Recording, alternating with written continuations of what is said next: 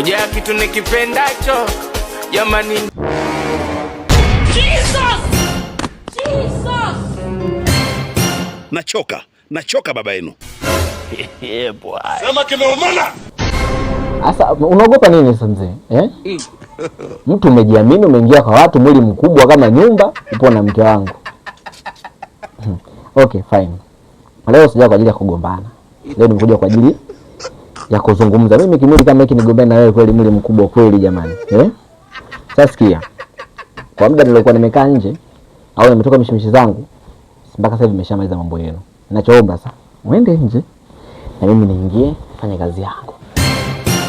Let's watch this video. Okay. Acha kuogopa mzee. Mambo bwana yanaeleweka tu. Watu wengi mkubwa na waoga. Huyo ndio mke wangu. Sawa? Mmeshamaliza mambo yenu na mimi nataka nianze mambo yangu. Hiyo flash. Au kuna kitu nataka kusema.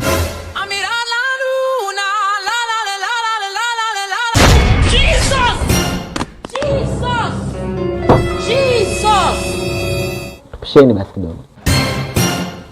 Mke wangu. Nafahamu hapa mke wangu. Nafuata nini hapa? Unasemaje? Yaani upo kwangu, nimekufanya na mke wangu, afu na eti naambia nafanya. Wewe unafanya nini? Sikia, tumeweka mikakati vizuri, tumekubaliana. Zamu yenu imekwisha, ndeni nje tuingie zamu yetu. Kama ilivyokubaliwa na wahenga kwamba chuma uliwa na kutu, binadamu sorry hapo. Cha mtu uliwa na mtu, chuma uliwa na kutu. Mfupa una mfupa ite mfupa una ulimi. Ulimi hauna mfupa. Baba. Wewe nani una heshima bwana?